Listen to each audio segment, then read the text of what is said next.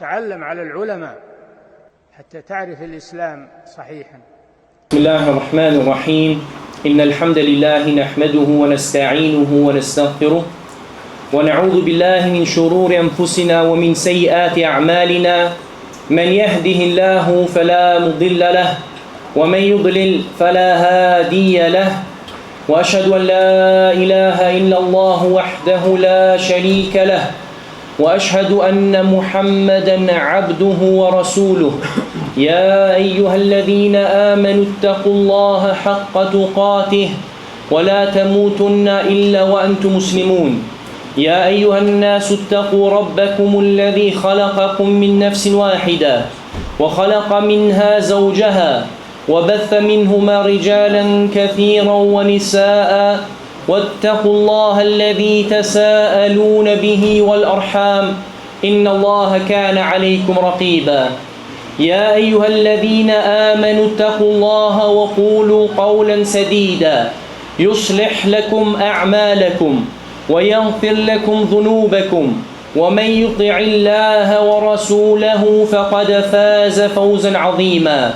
أما بعد فإن خير الكلام كلام الله وخير الهدي هدي محمد صلى الله عليه وسلم وشر الأمور محدثاتها وكل محدثة بدعة وكل بدعة ضلالة وكل ضلالة في النار. Vëllezër të nderuar, assalamu alaikum wa rahmatullahi wa barakatuh. Allahun subhanahu wa ta'ala e falenderojmë për këta takime që na ka mundësu në xhamin El Feth dhe lusim Allahun subhanahu wa ta'ala që t'i bon këta takime të sinqerta për hir të Allahut azza wa jall dhe që të gjithë neve na shpërblen në ditën e gjykimit. Yawma la yanfa'u malun wala banun illa man ata Allah biqalbin salim. Atë ditë në të cilën nuk do bon dobi as pasuria e as fëmijë përveç ata që dalin para Allahut, që vinë para Allahut me një zemër të pastër. Kështu padyshim se vepra nuk pranohet nëse nuk është me sinqeritet për hir të Allahut. Për këtë arsye duhet ne të gjithë, ai që flet për diturinë dhe ai që shkon me kërku diturinë, që njeti i tij të jetë i pastër, që të arrijë kënaqësinë e Allahut subhanahu wa ta'ala. Dhe nëse e vepron këtë, atëherë siç kanë thonë dietarët, se nuk ka vepër më të mirë prej veprave vullnetare se sa kërkimi i diturisë. Dhe kërkimi i diturisë është rrugë që ty të çon në xhenet. Pastaj kemi filluar me porosin e njërit prej imamëve të sunetit dhe njërit prej imamëve të selefit, Imam Sufjan ibn Sa'id al-Thawri rahimahullahu ta'ala. Dhe kemi mësuar dje në dersin e kaluam disa prej pikëve të cilët i ka përmend Imam Sufjan rahimahullah në porosin e tij që ja ka shkruar dietarit dhe asjetit Abbad ibn Abbad. E tash do vazhdojmë me pikën e radhës. Urdhëro. Bismillahirrahmanirrahim. Nëse ke mundësi të urdhërosh për të mirë me butësi dhe ajo pranohet prej teje, atëherë falenderoj Allahun. Ruhun. Nëse ke mundësi të urdhërosh për ruhun nga pushtetarët. Këtë e kam, okay. Ruhu nga pushtetarët, qëndro pranë të varfërve dhe nevojtarëve dhe afrohu me ta. Imam Sufjan rahimahullah në porosin e tij thot ruhu nga pushtetarët. Sa i përket pushtetarëve, atëherë janë dietarët të urdhëruar që t'i këshillojnë pushtetarët. T'i këshillojnë dhe t'i përkujtojnë për atë person që ka mundësi ta vepron këtë. E nëse nuk i pranohet atij këshilla, atëherë ai e ka kryer obligimin e vet. Bile ka ardhur vlera e atyre që e thon fjalën e vërtet para pushtetarit. Siç ka thënë pejgamberi sallallahu alaihi wasallam, kur është pyetur cili xhihad është më i vlefshëm, ka thonë thënia e fjalës së vërtetë. kelimatu haq, fjala e vërtet, inde sultan el jair. Fjala e vërtet para një sundimtari të padrejt. Transmeton Ahmedi me isnad sahih. Dhe këtu do të thot, kur je para pushtetarit, me thon fjalën e vërtet, dhe jo me dalë në minber dhe me nxit popullit kundër pushtetarit. Atëherë kjo nuk është rruga e selefit. Por me thon fjalën e drejtë kur je tek ai, atëherë kjo është që ka ardhur lavdërimi i saj.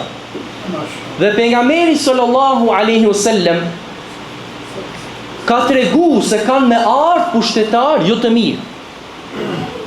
Dhe ka tregu rrezikun e atyre njerëzve që shkojnë tek ata dhe ndikohen prej tyre. Dhe ka thonë, kush dëshiron ta këshilloj një pushtetar, të mos e shfaq këshillën publikisht. Le ta kap për dore dhe të veçohet me të. Nëse pushtetari e pranon këshillën, kjo është ajo që kërkohet. E nëse nuk e pranon, këshilluesi e ka kryer detyrën e tij. Transmeton Ibn Abi Asim në Es-Sunna dhe e ka saktuar Sheikh Al-Albani në Dhilal al-Jannah.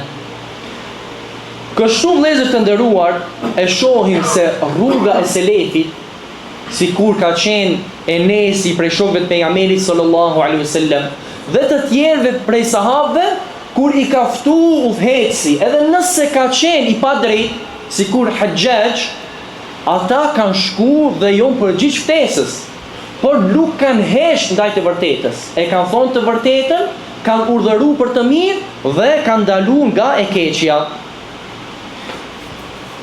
Kështu ka ardhur gjithashtu rreziku dhe frika, mos njeriu ndoshta ndikohet. Mos njeriu ndoshta ndikohet kur shkon tek udhëheci, si ka thonë pejgamberi sallallahu alaihi wasallam, o Ka'b ibn Ujra, kërkoj mbrojtje për ty tek Allahu nga sundimi i mendjeletëve. Ai pyeti, çfarë është ai sundim o i dërguari i Allahut? Pejgamberi sallallahu alaihi wasallam tha, pas meje do të ketë pushtetar. Kush hyn tek ata, ua vërteton gënjeshtrën dhe i ndihmon në padrejtësinë e tyre, ai nuk është prej meje dhe unë nuk jam prej tij. Ai nuk do të vi tek unë pranë haudit, ndërsa kush nuk hyn tek ata, nuk ua vërteton gënjeshtrat dhe nuk i ndihmon në padrejtësinë e tyre, ai është prej meje dhe unë jam prej tij dhe do të vi tek unë pranë haudit. Transmeton Imam Ahmedi. Këtu pejgamberi sallallahu alaihi wasallam ka tregu për rrezikun e pushtetarëve. Nëse personi është i dobët dhe shkon te pushtetari dhe nuk ka mundësi ta thotë fjalën e vërtetë dhe ndikohet nga pozita dhe nga pasuria dhe gjithashtu do shta shpreson që të merr prej udhëhecit ndonjë dobi ose ka frikë, mos dënohet prej tij, atëherë ai dëheshti dhe nuk do ta shfaqë të vërtetën. Për këtë arsye Imam Sufjani ka këshilluar që me nejt larg dhe mos me shku te pushtetarët. Dhe pejgamberi sallallahu alaihi wasallam ka thonë: "Wa man ata sultan ftutin." Kush shkon te prijesi te pushtetari do të sprovohet. Dhe këtë hadith gjithashtu e ka bo Sheikh Al-Albani Hasan. Dhe Ibn Omeri radiallahu anhu, siç transmeton Buhariu në Sahihun e tij, i ka thonë ne hym te pushtetari jon dhe i themi atij fjalë kundra atyre fjalëve që i themi kur dalim. Kur shkojnë te pushetari, flasin mirë, nuk kundërshtojnë, ndërsa kur dalin prej pushtetarit, atëherë shfaqin gabimet e tij dhe flasin kundër tij. Ibn Omeri radiallahu anhu ka thonë, ne këtë e kemi quajtur nifaq. Tek ne kjo është konsideruar hipokrizi, do me thonë nifaqlëk, me qenë munafik. Kështu e ka quajtur Ibn Omeri radiallahu ta'ala anhu. Dhe kjo është metoda e bidaxhive, metoda e hizbive. Kur janë te pushetari, nuk shfaqin kundërshtim. E nëse dalin te njerëzit, atë tregon sikur ata janë kundër udhëhecave. Ndërsa dietarët selefi janë të kundër. Kur janë te udhëhecat, i këshillojnë dhe i urdhrojnë për të mirë dhe i ndalojnë nga keqja. Ndërsa kur dalin te populli, atëherë nuk flasin kundër udhëhecave, për arsye se nuk është kjo rruga e sunetit të pejgamberit sallallahu alaihi wasallam. Ibn Omeri radhiyallahu anhu, gjithashtu edhe ai ka qenë prej sahabëve që shkoshin te udhëheci, por ata e shfaqin çdo herë të vërtetën dhe nuk kishin frikë për ta thonë të vërtetën nga askush prej njerëzve që i kritikojnë. Dhe Suleiman ibn Yasar ka shku te Hisham ibn Abdul Malik. Dhe atëherë e ka pyet Hisham ibn Abdul Malik, dhe ky ka qenë prej halifëve të muslimanëve, i ka thonë: "O Suleiman, kush është ai person i cili e ka përhap akuzën kundër Aishës radhiyallahu anha?" Atëherë ai ka thonë: "Abdullah ibn Ubay ibn Selul, koka i munafikëve." Hisham ibn Abdul Malik tha: "Ti gënjen, ka qenë Aliu." Atëherë ka hesh Sulejmani. Pastaj ka ardhur Ibn Shihab az-Zuhri, prej imamëve të tabinëve, dhe e ka pyetur një pyetje: kush është ai i cili ka përhap akuzën kundër Aishës? Dhe Ibn Shihab rahimahullah ka thonë: Abdullah ibn Ubay ibn Selul. Dhe ky ka thonë: gënjeve, ka qenë Aliu. Atëherë Ibn Shihabi ka thonë: unë gënje? Ka thonë: si kun mi zë prej qiellit, do thoshe se prej sot është leju gënjeshtra, unë nuk do të kisha gënjur. Do me thonë, e ka shfaq të vërtetën dhe nuk është friksu me thonë fjalën e vërtet, edhe pse ka qenë para halifës. Në këtë rast është e lejuar me shku te pushtetari dhe te sundimtari dhe me e thonë fjalën e vërtet dhe me e këshillu. Dërsa ai person që është i dobët dhe që ndikohet, atëherë ai e merr këshillën e Sufjanit rahimahullah, që ka thonë mos shko te pushtetari. Dërsa nëse pushtetari është prej njerëzve të mirë, sikur ka qenë Umar ibn Abdul Aziz, atë nuk ka këtu asnjë të keqe. Dhe sikur ka qenë Omeri dhe Abu Bekri dhe sahabët tjerë, atë nuk ka ndonjë të keqe. Edhe në këtë kohë, kur kanë qenë udhëhecat në Arabinë Saudite, prej kohës së Muhammed ibn Abdul Wahhab, kur është bashku Muhammed ibn Abdul Wahhab bashkë me Muhammed ibn Saud, edhe deri në këtë kohë, udhëhecat e Arabisë Saudite janë të bashkuar me dietarët, dhe Sheikh bin Baz ka pas afërsi me ata, Sheikh Muhammed ibn Ibrahim ka pas afërsi me ata, Sheikh Luhaidan rahimahullah gjithashtu, e tash këtë kohë Sheikh Saleh Al-Fauzan hafidhahullah është mufti i Arabisë Saudite. Do të thonë ata kanë afërsi me udhëhecat dhe e shfryzojnë këtë afërsi për përhapjen e të vërtetës dhe për ndihmën e të vërtetës. Abdurrahman ibn Mehdi ka transmetuar se Sufjani rahimahullah ka thonë, unë nuk e kam dëgju Sufjanin asnjëherë me i ofendu udhëhecat, edhe pse ka qenë i ashpër kundër tyre. Do thonë dikush mundet me lezu fjalët e Sufjanit dhe me mendu se lejohet me fol keq kundër udhëhecave. Po Sufjani me gjithë atë që ka net larg udhëhecave dhe ka këshilluar që mos me u afru tek udhëhecat, me gjithë atë siç thot Abdurrahman ibn Mehdi, thonë se asnjëherë nuk e kam dëgju që ai ti ofendon dhe ti shan udhëhecat. Pastaj këshilla e dytë që përmend këtu Imam Sufjani rahimahullah është që njeriu me nejt afër të varfërve. Dhe Allahu subhanahu wa ta'ala në Kur'an ka thonë: innama sadaqatu lil fuqara'i wal masakin. Zekati u takon vetëm të varfërve dhe nevojtarëve deri në fund të ajetit. Atëherë Allahu azza wa jall i ka nda nevojtarët në dy kategori: el fuqara dhe el masakin. Sheikh Ibn Uthaymin rahimahullah ka thonë, të dyja kategoritë kanë nevojë. Mirë po i varfri, që është fakir, është më nevojtar se sa miskini. Prandaj disa dietar kanë thënë, fakiri është ai që nuk mund ta sigurojë as gjysmë e nevojave të tij, ndërsa miskini është ai që siguron gjysmën ose më shumë, por jo të gjitha nevojat e tij. Do me thonë, këta janë njerëz që kanë nevojë, fakiri dhe miskini. Dhe Sufjani rahimahullah këtu porosit që njeriu me nejt afër tyre. E çka është dobia nëse muslimani rrin afër nevojtarve dhe afër fukarave? Pa dyshim ata njerëz ty nuk do ta kujton dynjan. Kur rrin me ata e largon dashurinë e dynjas prej zemrës tënde.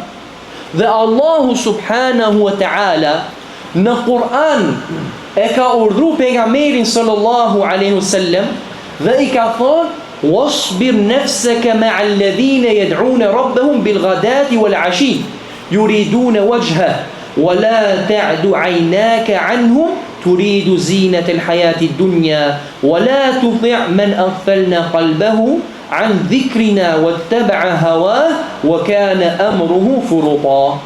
Bëhu i durueshëm me ata që i lutën Zotit të tyre mëngjes e mbrëmje, duke dëshiruar fytyrën e tij, mos i largo syt prej tyre duke dëshiruar bukurinë e jetës së kësaj bote.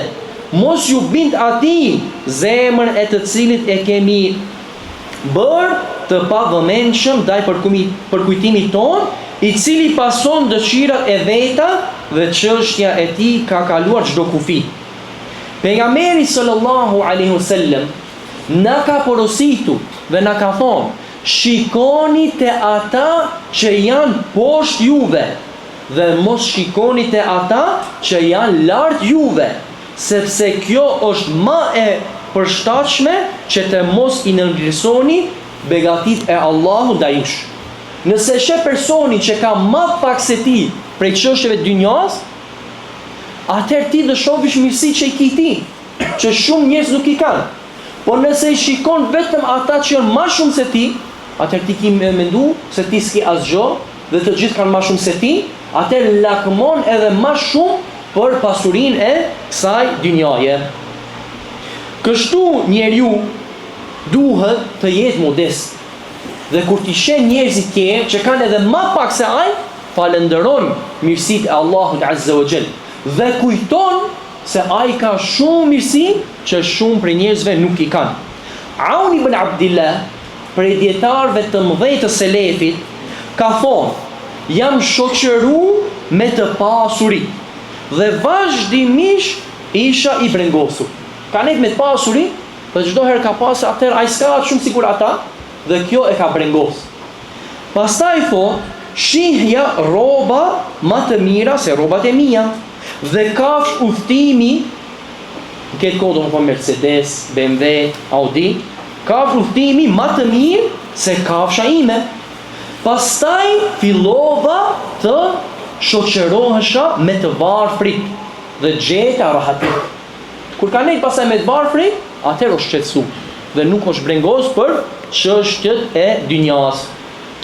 Dhe pejgamberi sallallahu alaihi wasallam në një hadith madhështor e ka përmend çështjen e dynjas.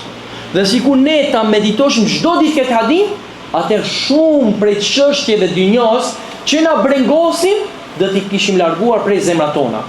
Ka thonë sallallahu alaihi wasallam: men asbaha minkum aminan fi sirbihi mu'afan fi jasadihi indahu qutu yawmihi faka'annama hizat lahu ad-dunya. Ka thonë: kush prej jush gdhihet i sigurt në vend banimin e tij, i shëndetshëm në trup dhe e ka ushimin e ditës, është sikur të jetë dhënë e gjithë dynjaja. Nëse ki këtë shëndet në trupin tënd, ushimin e ditës tënd dhe vend strehimi ku jeton, atëherë sikur e ki gjithë dynjan. Edhe mbreti si mbret nuk ka më shumë se ti. Edhe ai ka ushimin e vet, teshat e veta, shëndetin e vet dhe shtëpinë e tij. Pejgamberi sallallahu alaihi wasallam ka tregu për lakmin e madhe që ka biri Ademit ndaj dynjas. Dhe ka thonë: sikur biri Ademit të kishte 2 lugina me pasuri, do të kërkonte edhe një të tretë. Barkun e birit të Ademit nuk e mbush asgjë tjetër përveç dheut. Allahu ja pranon pendimin atij që pendohet. Dhe këtë që përmendëm nuk do të thotë se njeriu duhet të kërkon të jetë i varfër. Nëse Allah Azza wa Jall të ka begatuar me pasuri dhe ti ka hap rrugët e pasurisë, atë nuk ka të keqe. Përkundrazi, sa prej shokëve të pejgamberit sallallahu alaihi wasallam kanë qenë të pasur, bile prej 10 të përgëzuar me xhenet, një pjesë e madhe prej tyre kanë qenë shumë të pasur. Abdurrahman ibn Auf dhe Az-Zubair dhe Talha dhe të tjerë prej tyre kanë qenë shumë të pasur. Atë nuk është e dëmshme nëse pasuria është në dorën e muslimanit, përderisa nuk është në zemrën e tij. Por nëse është në zemrën e tij, e dëmton atë, siç thotë Imam Ibn Qayyim rahimahullah, edhe nëse nuk është në dorën e tij. Abdullah ibn Mubarak rahimahullah, për të cilin kanë thonë ijtama'a fihi jami'u qisal al-khair. Kanë thonë janë bashku tek ai të gjitha cilësitë e të mirës. Kanë thonë përveç që s'ka qenë sahabi. Kjo ka qenë e vetmja gjë që i ka mungu Abdullah ibn Mubarak. Por ndryshe ka mbritë të gjitha cilësitë e mirësisë. Përveç që nuk ka qenë sahabi. Abdullah ibn Mubarak rahimahullah ka qenë shumë i pasur. 1 vjet shkonte në hax dhe 1 vjet shkonte në xhihad.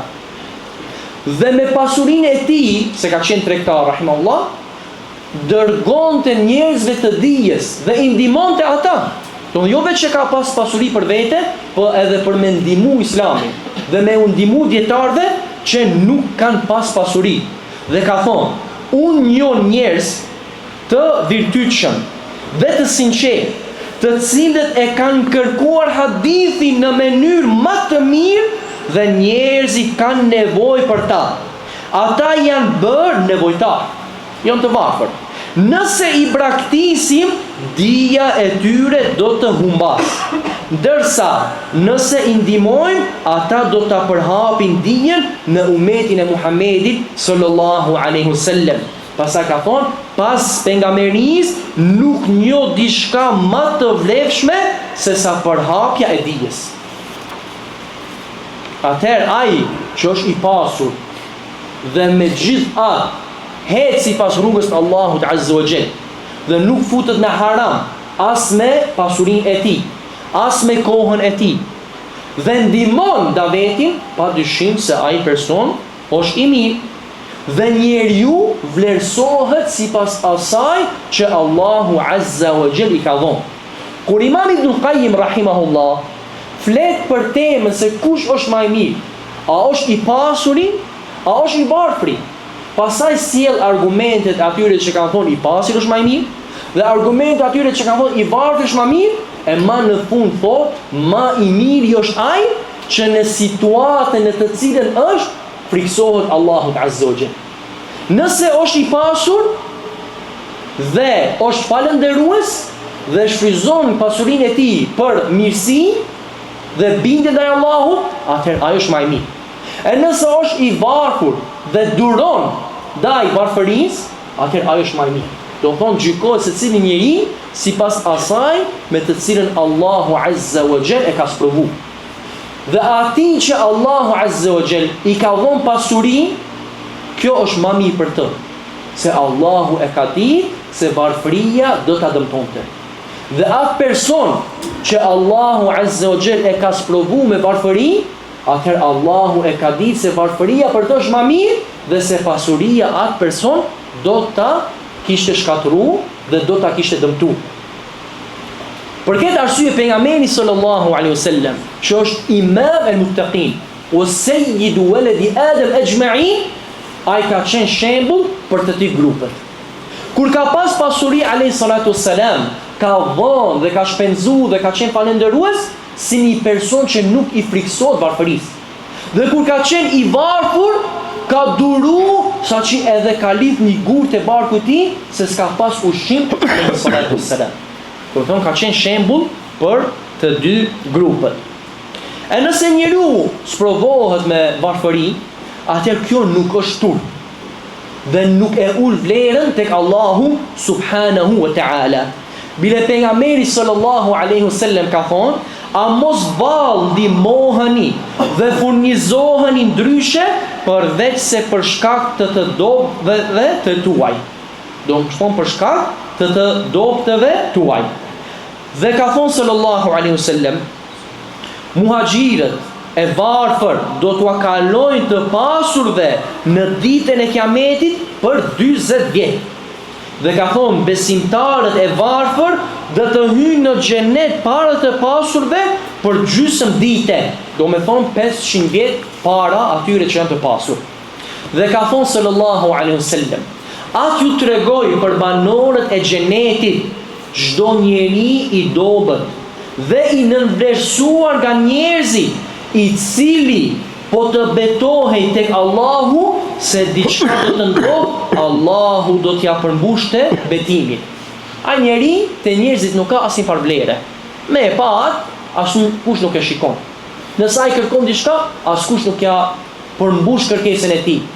Thot pejgamberi sallallahu alaihi wasallam, "Walau aqsama 'ala Allahi la abarra." Sikur ai të betoheshte tek Allahu azza wa jall, Allahu do t'ja përmbushte betimin e tij. A thot wallahi nëse ka merashi, Allahu azza wa jall ja përmbush atij betimin. Thot wallahi filani ka mushëru, Allahu azza wa jall ja përmbush atij betimin. Do të thonë ka vlerë tek Allahu azza wa jall, edhe pse nuk ka vlerë te njerëzit. Dhe pejgamberi sallallahu alaihi wasallam gjithashtu ka thënë, shikova në xhenet dhe pash se shumica e banorëve të tij ishin të varfër. Dhe në Sahih al-Bukhari transmetohet se kur Ebu Sufjani rahimahullah para se të bëhet musliman ka shku tek Herakl, që ka qenë perandori i perandorisë romake të lindjes. Ka shku tek ai dhe ai e ka pyetur për pejgamberin sallallahu alaihi wasallam. Dhe prej pyetjeve që ka bëu për pejgamberin alaihi salatu wassalam është që ka thonë, a e pasojnë atë njerëzit e dalluar apo të dobtit. Atëherë ai ka thonë, përkundrazi e pasojnë të dobtit. Ma vonë Herakl, kur është përgjigj për pyetje që ja ka bëu Ebu Sufjanit dhe i ka komentuar përgjigjet e Ebu Sufjanit, ka thonë, të pyeta nëse e pasojnë njerëzit e dalluar apo të dobtit. Do më ata njerëz që kanë vlerë mesin e njerëzve, të pasurit, ata që kanë pozitë, apo ata njerëzit të dobtit, të varfurit. Dhe ti the se e pasojnë të dobtit. Pikërisht këta janë pasuesit e të dërguarve. Kështu kanë qenë pasuesit e të dërguarve. Njerëzit të dobët, njerëzit të varfër. Për këtë arsye Imam Sufjani rahimahullah ka tregu nevojën që ka robi që të rrinë afër të varfërve. Dhe kjo është shenjë e modestisë së tij. A nëse ai vetëm kërkon me nejt me të pasurit dhe kur i shef të varfurit shmangët prej tyre dhe nuk i afron dhe nuk i don dhe nuk rrin me ta, atëherë kjo është rrezik për mendjemadhësi. Dhe tregon se njeriu lakmon pas dynjas. Dhe kemi pa dohon dietarë selefi nuk bojnë dallim a është njeri i pasur, a është i varfër, po shikojnë te devotshmëria e personit. Dhe sa shumë ai kërkon diturinë dhe sa shumë ai punon me diturinë e tij. Dërsa bidaxhit njihen prej dietarëve të tyre dhe prej hoxhallarëve të tyre, dihen se ata çdo herë kërkojnë me pas afërsi me njerëz që kanë famë, me sportistat, me njerëzit që kanë pasuri, me njerëzit që janë politikanë, që kanë pushtet. Pse? Se ata kanë qëllimin dynjar dhe nuk e kanë qëllimin fenë Allahut subhanahu wa ta'ala. Po me gjithë atë vëllezër të nderuar, varfëria asnjëherë nuk duhet të jetë arsye që njeriu ta shtrin dorën e vet dhe të kërkon prej të tjerëve. Allahu azza wa jall i ka përshkruar besimtarët duke thonë la yasaluna an-nasa ilhafa. Ata nuk u kërkon njerëzve me këmbgulje. Nuk u kërkon njerëzve me këmbgulje. Ka thonë Imam Ibn Kathiri rahimahullah në tefsirin e tij, në komentin e këtij ajeti, do me thonë ata nuk këmbgulin në kërkim dhe nuk i ngarkojnë njerëzit duke u kërkuar gjëra për të cilat nuk kanë nevojë. Ai që kërkon prej njerëzve megjithse ka aq sa i mjafton, ka kërkuar me këmbgulje. Dhe ka ardhur ndalesa, do me thonë që njeriu mos kërkon në këtë mënyrë. Për arsye se ti kur kërkon prej njerëzve, edhe pse ndoshta nuk i nevojë, po don me ngrumbullu pasurinë tënd dhe me bo më shumë pasuri dhe e merr si profesion kërkimi prej njerëzve, atëherë kjo është prej gjunaheve të mëdha. Dhe pejgamberi sallallahu alaihi wasallam ka thonë, kush u kërkon njerëzve nga pasuria e tyre me qëllim që ta shtoj pasurinë e vet, në të vërtetë kërkon prush prej zjarri. Prandaj le të marr pak ose shumë. Do të ka ardhur kërcënim i rënd për ata njerëz që u kërkon njerëzve pa nevojë me qëllim që ta shtojnë pasurinë e tyre. Dhe ka ardhur në hadith sahih prej pejgamberit sallallahu alaihi wasallam që ka thonë, njeriu do të vazhdojë të kërkojë njerëzve derisa të vijë në ditën e Kiametit pa asnjë copë mishi në fytyrën e tij. Do me thonë, ai person nuk ka pas turp, nuk është marru, e ka hek turpin prej fytyrës së tij dhe ka fillu me u kërku njerëzve.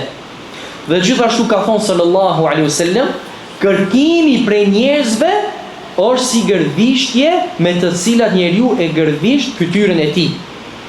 Do thonë është një çështje e rrezikshme. Dhe është një çështje që njeriu duhet të rrinë lart. Dhe pejgamberi sallallahu alaihi wasallam në hadithin e Hakim ibn Hizam ka thonë, dora që është lart është më mirë se dora që është poshtë. Fillo me ata që i kenë nën kujdes. Sadakaja më e mirë është ajo që jepet pasi njeriu i mjafton pasuria. Kush përmbahet nga kërkimi, Allahu do ta ruaj të përmbajtur. Dhe kush kërkon të jetë i panevojshëm ndaj njerëzve, Allahu do ta bëjë të panevojshme. Dietari Imam Abdul Aziz ibn Baz rahimahullah ka thonë, kjo tregon se besimtari duhet të përmbahet nga kërkimi, aq sa ka mundësi, dhe të mos u kërkoj njerëzve kërkimi përmban poshtërim. Përderisa ka mundësi të përmbahet, kjo është më e mirë për të. Për jashtim bën vetëm gjendja e domosdoshmërisë. Kështu kanë qenë edhe dietarët e selefit, imamët e tyre dhe fuqahat e tyre. Ata kanë qenë njerëzit me të cilët kanë qenë më së larti me u kërku njerëzve. Dhe me këtë arsye edhe jo mbo imam mesin e njerëzve. Dhe jo mbo priesit e njerëzve. Kur ka ardhur një person në El Basra, në Irak, dhe ka pyetur kush është priesi juve, ka thonë Hasan El Basri. Hasan El Basri ka thonë ajo është priesi i Basrës. Edhe pse Hasan El Basri nuk ka pas pasuri, nuk ka pas pushtet, nuk ka pas donjë preardhje, ka qenë prej Mewali, do të thonë prej atyre që kanë qenë robë dhe ma vonë i kanë liru prej robrisë. Atëherë kanë pyet, kanë thonë si është bor ai prijesi juve? Atëherë kanë thonë njerëzit kishin nevojë për dinjen e tij, ndërsa ai nuk kishte nevojë për dynjan e tyre. Siç ka thonë Ibn Rajab rahimahullah, njerëzit kur e dojnë diçka dhe ti va rrezikon ata që e dojnë, va merr atyre, atëherë ata kanë me të urrym. Njerëzit e dojnë pasuri. Kur vjen ti dhe va merr pasuri, atëherë ata ty nuk të dojnë. Në këtë mënyrë do me thonë, ata ju mbo imamët dhe priesit e njerëzve. Nuk kanë pas nevojë për pasurinë e njerëzve. Nuk u kanë kërku. Ndërsa njerëzit kanë pas nevojë për diturinë e tyre, atëherë ju mbo të parët dhe priesit e tyre. Edhe Sufjan e Thauri rahimahullah ka qenë prej atyre që ka qenë larg asaj me u kërku njerëzve. Bile ka thonë, përmbaju veprave të burrave të fortë. Çka janë veprat e burrave të fortë? Ka thonë, fitimi nga halali dhe shpenzimi për familjen. Kjo është do me thonë, atë që vepron një njeri i mirë. Fitimi nga halali dhe shpenzimi për familjen e tij.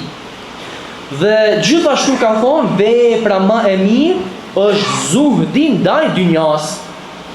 Zuhdi ndaj dynjas nuk do të thotë që ti mos e kërkosh rizkun halal, por zuhdi ndaj dynjas është që të jetë pasuria në dorën tënë dhe mos jetë në zemrën tënë, dhe ta fitojsh pasurinë halal, ta furnizojsh familjen tënë, të ndihmojsh muslimanëve dhe mos lakmojsh në çështjen e dynjas, në pasurinë e dynjas me gjëra që Allahu Azza wa Jall i ka ndaluar.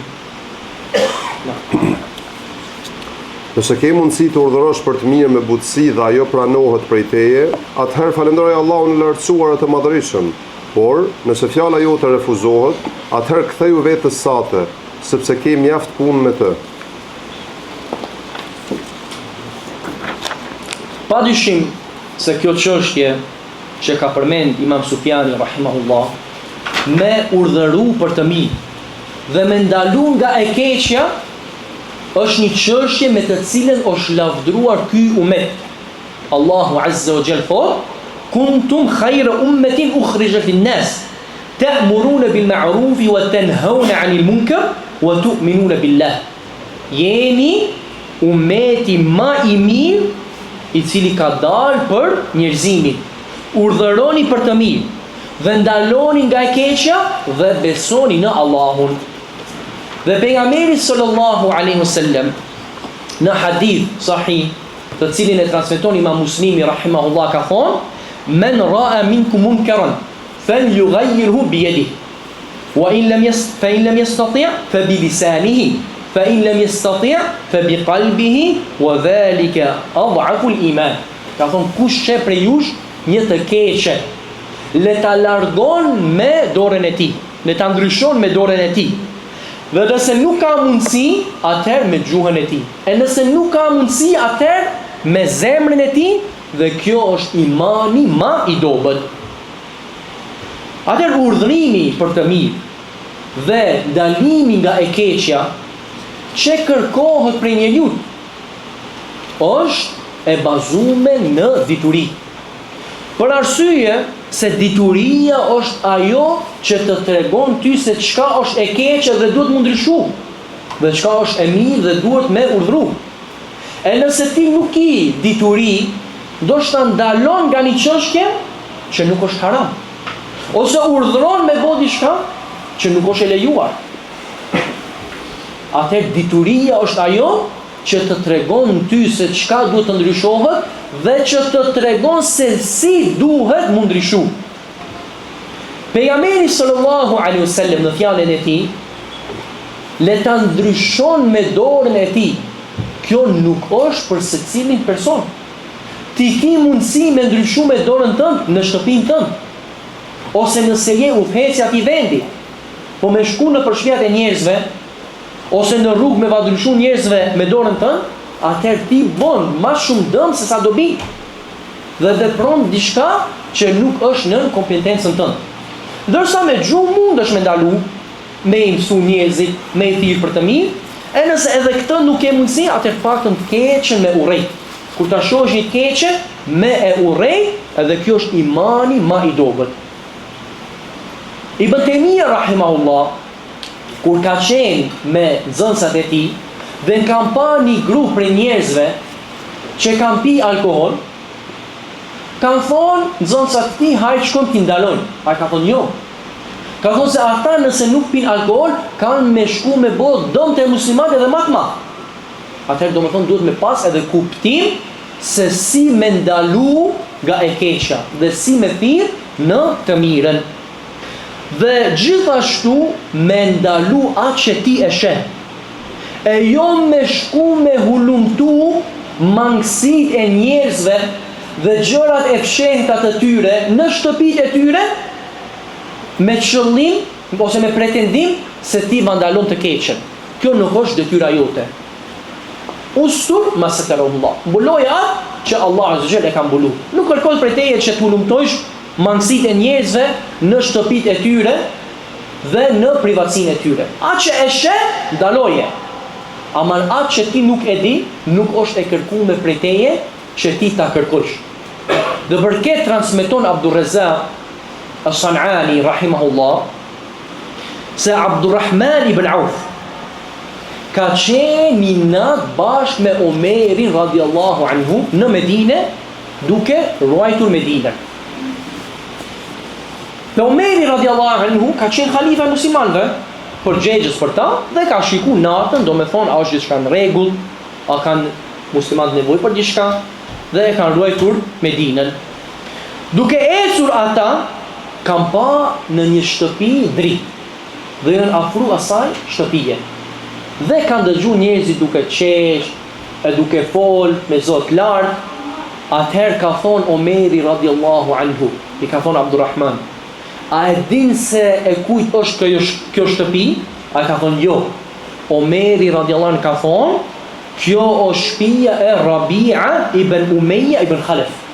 Rabi'a ibn Umayya ibn Khalaf. Umayya ibn Khalaf ka qenë koka prej kokave të kufrit. Djali i tij Rabi'a është bo musliman, por për fat të keq më vonë ka dalë prej Islamit dhe është bo krishter dhe ka vdek në gjendje waliyadu billah. Omeri ka thonë ata tash janë duke pi alkohol. Shumë Omeri ka mendu. Por ata tash në shtëpi janë tu fole, tu qesh, ka thonë tash ata janë duke pi alkohol.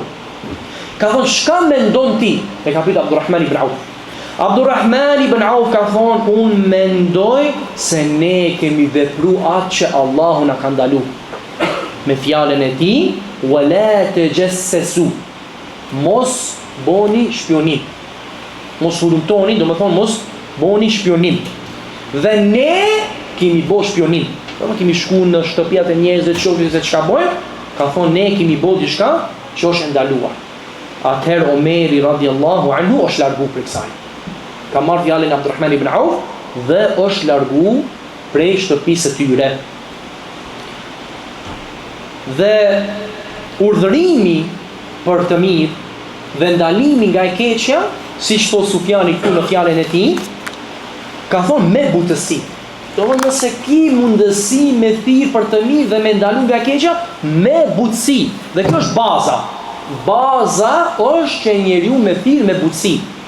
Dhe ashpërsia e ka në vendin e vet, në vendin e duhur. Por baza është që thirrja është me butësi. Dhe Aisha radiallahu anha transmeton nga pejgamberi sallallahu alaihi wasallam se ka thonë ma kana rifqu fi shay qat illa zana wa la uzila anhu illa shana. Nuk ka qenë butësia në ndonjë çështje vetëm se atë çështje e ka bërë të bukur, e ka përmirësu. Dhe nuk është largu butësia nga një çështje vetëm se atë çështje e ka shëmtu.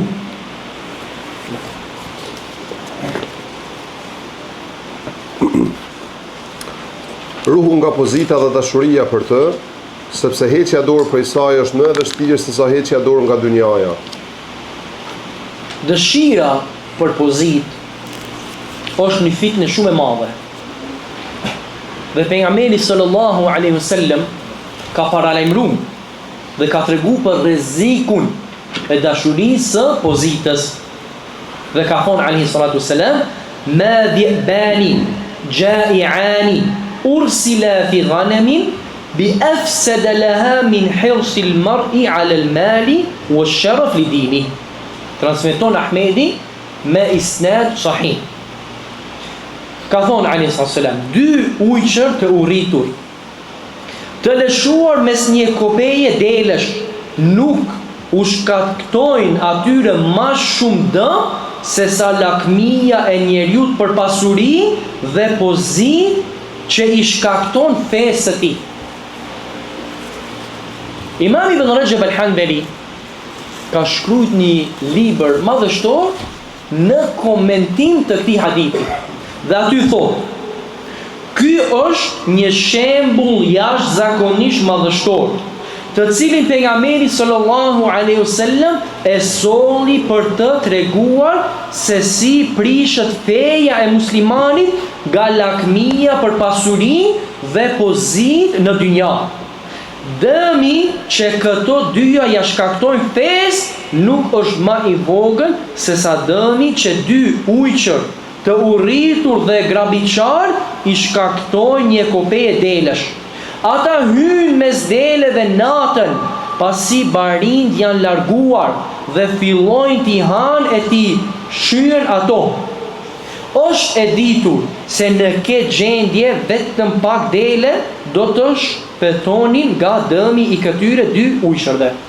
Dhe ata që janë marrë me dele e din, ata ujsh nuk i hajnë të gjithë delet, ama gati të gjithë i mbysin. Edhe pse nuk i hajnë gjithë, gati të gjithë i shkatron.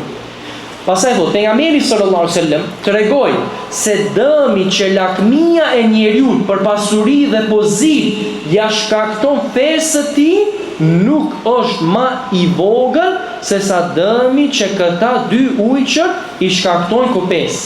Përkundrazi, ky dëm është ose i barabart me të, ose edhe më i madh.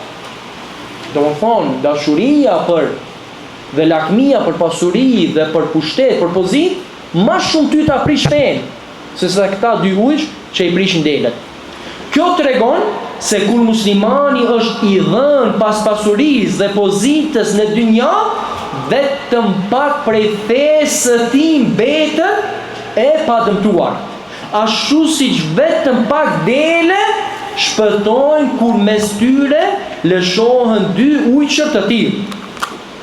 Pastaj e përfundon fjalën e tij duke thënë, ky shembull madhështor përmban paralajmërimin më të fuqishëm nga e keqja e lakmis për pasuri dhe pozit në dynja. Dhe këtë rrezik, vëllezër të nderuar, e kam kuptuar selefi në mënyrë më të mirë. Sufjan Thauri ka thonë, nuk kam parë diçka në të cilën zuhdi i njerëzve është më i pak se sa në kërkimin e pozitës. Dikush mundet me qenë i badexhi i madh, zahid, asket i madh. Ai nuk e don pasurinë, rri larg pasurisë, ama më së pakti kanë zuhd ndaj pozitës. Domethënë prap e dojnë pozitën. Vetëm pak njerëz që shpotojnë prej saj. Dhe kanë thënë se ajo e fundit është që del prej zemrës së njerëzve të devotshëm. Nuk jemi duke folur për njerëzit gjinaqar. Njerëzit e devotshëm, edhe ata janë sprovuar me këtë dashuri. Dashuri për pozit. Pastaj thot Sufjani, e shen një njeri që përmbahet nga ushqimi, pija, pasuria dhe veshmbathja. Mirë po, nëse dikush ja cënon pozitën, ai e mbron atë me çdo forcë dhe armiqësohet. Domethënë gjithçka mundesh me ja marr atij, nuk intereson. Ama nëse është rrezik pozita e tij, aty nuk të fal.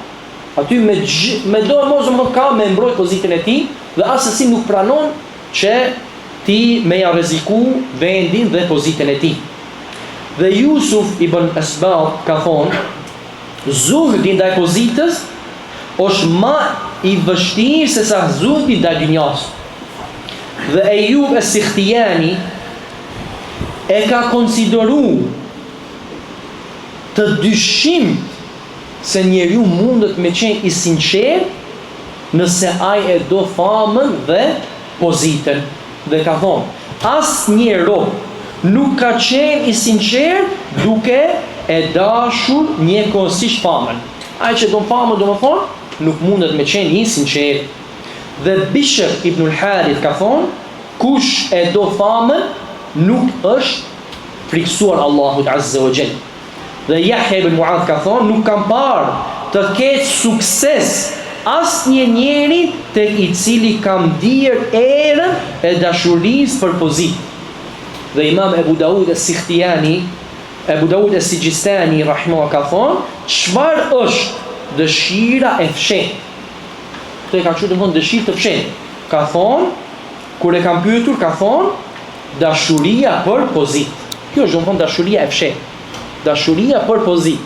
Saqë Sheikhul Islam Ibn Taymiyah rahimahullah ka thonë, është e fshehtë saqë ndonjëherë edhe personi që e posedon nuk e di. Aq është e fshehtë. Do ai vetë ka, megjithatë nuk e di. Aq është e fshehtë dhe e rrezikshme. Dhe Al-Fudayl ibn Iyad ka thonë, nuk ka njeri që e do pozitën përveç se bëhet zilliqar.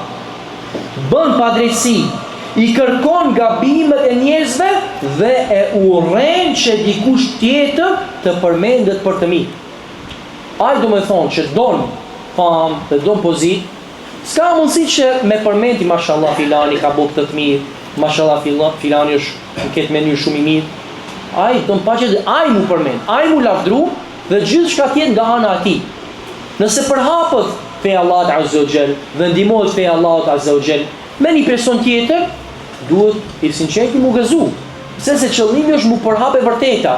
Nuk është qëllimi me ardh e vërteta nga ti ose nga filani ose nga fisteku. Qëllimi është që e vërteta mu përhap. Atëherë gëzohet muslimani kur sheh se e vërteta përhapet, feja ndihmohet. Dërsa ai që kërkon famë dhe kërkon pozitë, don që pa tjetër tjetë prej tij dhe jo prej tjetër. Edhe gjithashtu hidhrohet nëse nuk përmendet ai. Dhe nuk gëzohet nëse përmendet vllai i tij. Dhe kush e gjen këto te vetja e tij, atëherë le ta shton lavdrimin e vllait të tij, le ta lufton efshin dhe nefsin e tij dhe ta përmendi vllain e tij për të mirë dhe të bën dua kur është i vetmuar me Allahun subhanahu wa taala. Natën le të bën dua, o Allah jepi sukses filanit, o Allah bone filanin të dobishëm për musliman, o Allah jepi filanit dituri, o Allah bone filanin që të jetë një dritë mesin e njerëzve që përhap vërtetën, kështu me radhë, do me thonë bo dua që Allah azza wa jall me ta largu prej zemrës dashurinë e famës dhe të pushtetit dhe pozitës. Na. Më ka arritur lajmi se shokët e Muhamedit sallallahu alaihi wasallam kërkonin mbrojtje tek Allahu që të mos e arrinin këtë kohë. Ndonë se ata zotronin dije që ne nuk e zotrojmë. Atëherë, çfarë të themi për ne që e kemi arritur atë? Ndërkohë që kemi pak dije, pak larg pamësi, pak durim dhe pak ndihmëtar në të mirë, në një kohë të turbullt dhe mes njerëzve të prishur. Kapi rrugës së parë dhe qëndro fort pas saj, qëndro i panjohur, sepse kjo është një kohë në të cilën duhet të qëndrosh larg famës, qëndro në vetmi dhe paksoje përzierjen me njerëzit. Kapi rrugës së parë. Kjo është edhe porosia e imamëve të sunetit, siç ka thonë Imam Malik rahimahullah. Nuk përmirësohet fundi i këtij umeti vetëm se me atë me të cilin është përmirësu fillimi i tij. Me çka është përmirësu fillimi i umetit? Me Kur'an, me Sunet dhe me rrugën e sahabëve. Atëherë edhe fundi i umetit dhe në çdo kohë dhe në çdo vend nuk ka përmirësim për musliman vetëm se nëse kapën fort mas librit Allahut Azza wa Jall dhe suneti pejgamberit sallallahu alaihi wasallam me kuptimin e selefus salih. Dhe çdo herë që ata largohen dhe marrin një rrugë që kundërshton rrugën e selefit, atë pa dyshim se kanë me deviju. Pejgamberi sallallahu alaihi wasallam kur ka lajmëruar se umeti do datë në 73 grupe, ka thonë kulluha finna, të gjithë janë në zjarr, përveç njërit grup. Kur e kam pyese kush janë ata, një transmetim ka thonë el jamaa, xhamati. Në transmetimin tjetër që e komenton se kush është ky xhamat, ka thonë men kana ala ma mithli ana alayhi wa ashabi. Kush është në atë që jam unë edhe shokët e mi. Atëherë kjo është rruga e udhëzimit. Nëse besoni siç kanë besuar ata, atëherë ju jeni të udhëzuar. Atë udhëzimi është vetëm në pasimin e rrugës së tyre. Kullu khairin fi ittiba'i man salaf, wa kullu sharrin fi ibtida'i man khalaf. Çdo e mirë është në pasimin e atyre që kanë qenë para nesh, pasimin e selefit, dhe çdo e keqe është në risi, në bidatet atyre që kanë ardhur më vonë. Dhe Abdullah ibn Mas'ud radiallahu anhu ka thonë: ittabi'u wa la tabtadi'u faqad kufitum. Pasoni dhe mos boni risi, mos boni bidate, se ju është dhënë ajo që mjafton juve. Me praktiku fen, këtë mënyrë që na ka ardhur neve, e pastër nga syneti i pejgamberit sallallahu alaihi wasallam, me kuptimin e sahabëve të pejgamberit sallallahu alaihi wasallam, kjo na mjafton neve. Pejgamberi sallallahu alaihi wasallam ka thonë: taraktukum ala al-bayda lejluha ke nëhariha, la yazighu anha illa halik. U kam lënë një çështje të qartë. Nata e saj është sikur dita e saj. Nuk devion prej saj vetëm se një person i shkatëruar. Dhe thotë këtu gjithashtu që njeriu mos me kërku famë, po të rri modest, i panjohur. Për arsye se kërkimi i famës, siç ka thonë Sheikh Al-Albani rahimahullah, hubbu dhuhu yaqsim adh-dhuhu. Dashuria për mu shfaq, për mu duk, ta thyn shpinën. Është e rrezikshme për personin dhe nuk ka më mirë për kërkimin e diturisë se sa mos me qenë i famshëm. Dhe nuk ka më mirë për adhurim ndaj Allahut Azza wa Jall se sa mos me qenë i famshëm. E nëse sprovohesh me famë, atëherë kërkon prej Allahut Azza wa Jall që me dhon sinqeritet. Dhe nuk e shfryzon këtë famë për interesa e kësaj dynjas. Dhe për me qenë i njohur, po e shfryzon këtë për mirësinë e Islamit dhe të muslimanëve. Omer ibn al-Khattab, Allahu qoftë i kënaqur me të, ka thënë: ruhuni nga lakmia, sepse lakmia është varfëri, ndërsa të mos shpesosh në atë që zotrojnë njerëzit është pasuri. Në vetmi ka rehati nga shoqërimi me njerëz të këqij.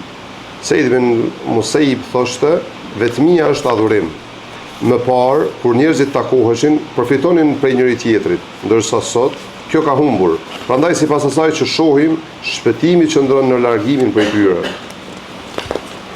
Këta transmetime që unë përmend, njëri prej Omerit dhe tjetri prej Sa'id ibnul Musayyib ose ibnul Musayyib. Disa kanë thonë el Musayyib, dhe disa kanë thonë el Musayyib. Por arsye sa ka thonë, është transmetuar se ka ndaluar, domethënë që t'ia përmesin emrin e tij el Musayyib. Po, siç më ka thonë Sheikh Arafat, hafidhahullah, se nuk është vërtetuar ndalimi prej tij, domethënë që ka thonë el Musayyib. Atëherë mbetet emri i tij Sa'id ibnul Musayyib. I pari transmetim prej Omerit radhiyallahu anhu, që nënkupton atë që përmendëm, që njeriu mos me lakmu dhe mos me kërku pasuri dhe famë dhe kështu me radhë. Kjo nuk është transmetuar saktësisht. Domethënë e ka transmetuar Ibn Mubarak në Ez-Zuhr, edhe Waqi' gjithashtu, edhe Ahmedi në Ez-Zuhr, por ka në transmetim një person që quhet El-Walid ibn al-Mughira dhe ai nuk është i besueshëm, është me xhulum, është i panjohur. Edhe transmetimi i Sa'idit gjithashtu, domethënë nuk është transmetuar saktësisht. Këta të dy transmetime nuk janë të saktë.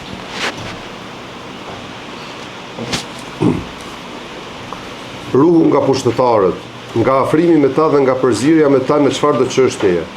Ruhu që të mos mashtrosh kur të thuhet, ndërmjetëso, që ta largosh padrejtësi nga një njeri i shtypur ose ta pengosh një padrejtësi. Kjo është një prej kurthave të iblisit, të cilën lexuesit e prishur të Kuranit e kanë përdorur si shkallë. Këtu prapë e përsërit Imam Sufjani rahimahullah çështjen e pushtetarëve, domethënë me nejt larg atyre. Dhe përmendëm më herët se çka është qëllimi i tij, dhe tash do përmendim diçka për akidës të Ahlus Sunna wal Jamaa në lidhje me pushtetarët, për arsye se prej bazave të Ahlus Sunnetit është se nuk bojnë kryengritje dhe nuk flasin kundër pushtetarëve. Dhe nuk gjen libër për librave të akidës vetëm se e kanë përmend këtë bazë, që nuk bëhet kryengritje ndaj pushtetarit edhe nëse është zullumçar, po me dëgju dhe me ju bind atij. Përderisa nuk urdhron me bë diçka që është haram. Nëse urdhron me bë haram, atë nuk i bindesh atij, po prapë se prapë nuk thirr në kryengritje kundër tij. Atë kjo është bazë prej bazave të Ahlus Sunnetit. Pausi rahimahullah ka thonë, prej sunnetit është që 4 persona të respektohen: dietari, njeriu i moshuar që ju ka zbardh mjekra, sultani, do të thonë pushtetari dhe prindi. 4 persona që është prej sunetit me i respektu. Enes ibn Malik radiallahu anhu, prej sahabët pejgamberit sallallahu alaihi wasallam, ka thonë: na kanë urdhëruar të mëdhejt ton prej shokëve të pejgamberit sallallahu alaihi wasallam, do të mëdhejt prej sahabëve, na kanë urdhëruar që, ose na kanë ndaluar që mos me isha el umara, pushtetarët, mos me isha pushtetarët. Dhe Sufjani rahimahullah, që lexojmë prej tij, do të thonë fjalë të ashpra, që mos me shkute pushtetari dhe me nejt larg prej tij e kështu me radhë, Abdurrahman ibn Mehdi ka thonë, e kam dëgjuar Sufjanin duke thonë: me të vërtet unë boj dua për pushtetarët. Do me thonë për mirësimin e tyre. Do me gjithë atë ai që ka thonë mos me shku tek ata, ai pra ka bë dua për ata. Jo si kur Khawarij sot, që dalin në minber dhe bojnë dua kundër pushtetarëve. Po e kam pa dietarët e sunetit dhe dietarët e selefit me bë dua për pushtetarët, dhe se kjo është rruga e selefit. El Fudejl ibn Iyad ka thonë: nëse un kam një dua, një lutje që pranohet, un nuk do t'i kisha bërë këtë vetëm se për udhëhecin. Se përmirësimi i udhëhecit është përmirësimi i robëve dhe i vendeve. Dhe Sheikh al-Allama al-Mufti Salih al-Fawzan hafidhahullah ka thonë: prej sunetit është me bë dua për udhëhecat e muslimanëve, sidomos në kohën kur pranohet lutja. Sa prej neve praktikojmë këtë? Kohën kur pranohet duaja, në sejdë, mes ezanit dhe ikametit, në pjesën e tretë fundit të natës, ditën e gjyma, para akshamit. Do thonë ata kohë që pranohet lutja, me bë edhe dua për përmirësimin e udhëhecave të muslimanëve. Dhe Imam el-Barbahari ka thonë: nëse shen një person që bën dua kundër sultanit, kundër udhëhecit, atëherë dije se ai është një person i epshave, një person i bidatit, një person i devijuar. Dhe Ibnul Medini ka thonë, në atë që kanë transmetuar Imam el-Lalakai prej tij, ka thonë nuk lejohet me luftu sultanin, as me bë kryengritje kundër tij për asnjë person. Dhe kush e vepron këto, ai është mubtadi'un ala ghairi sunnah. Kush e vepron këto, ai është bidaxhi dhe nuk është në rrugën e sunetit. Atëherë krejta tekfirca dhe Khawarijët, që çdo herë flasin kundër udhëhecave të muslimanëve, dhe kur vjen Said Qutbi dhe Hasan al-Banna dhe bidaxhi tjerë dhe kokat e tyre, atëherë thonë jo, pa ata janë dietar dhe kanë gabuar dhe çdo kujt i mirët gabimi dhe i falet, dhe i mirët e mirja dhe i falet gabimi e kështu me radhë. Domethënë atëherë ata përdorin metoda për me mbrojtë bidaxhit e tyre, ndërsa atë që na ka ardhur në sunetin e pejgamberit sallallahu alaihi wasallam, isma wa ati' wa in daraba dhahra wa akhadha malak, dëgjoj dhe bindju priesit, edhe nëse ta merr pasurinë dhe nëse ta rrash shpinën, prap ti me u bin, me dëgju. Këta hadith ata nuk i njohin, nuk i përdorin. Edhe fjalët e selefit që i kanë quajtur bidaxhi ata njerëz që e kanë leju dhe kanë thirrë në kryengritje kundër pushtetarëve të muslimanëve. Dhe kryengritja fillon në minber. Kur fillon me fol kundër pushtetarëve, kjo është fillimi i kryengritjes. Bile selefët i kanë pa ata persona që thirrin në kryengritje, edhe nëse vetë nuk e praktikojnë, i kanë pa se ata janë më të rrezikshëm se Khawarijët që dalin në kryengritje kundër pushtetarëve. Dhe i kanë quajtur el-Khawarij el-Qa'diyya, Khawarij që rrin ulur. Ata rrin ulur para kompjuterit, të nuk dalin me luftu, ama i nxisin rini me dal edhe me bë kryengritje. Por këtë arsye, rruga e sunetit është e qartë, prej kohës së selefit deri në këtë kohë, ata e kanë përhap dhe e kanë tregu këtë rrugë. Bile Sufjan e Thori, vetë autori e ka bojkotu dhe ka paralajmëruar prej Hasan ibn Salih ibn Hayy. Ai ka qenë njëri prej asketëve dhe dietarëve dhe njerëzve të besueshëm dhe ibadexhive, por e ka pas mendimin se lejohet me kushte shumë të rënda me bë ngritje kundër udhëheqësit muslimanëve zullumçar, edhe pse kur nuk ka thirr në kryengritje, megjithatë e kanë bojkotuar dhe kanë paralajmëruar prej tij. Kjo është argument domosdoshmë se rruga e selefit ka qenë paralajmërimi i njerëzve të bidatit që kanë kundërshtuar bazat e sunetit të pejgamberit sallallahu alaihi wasallam.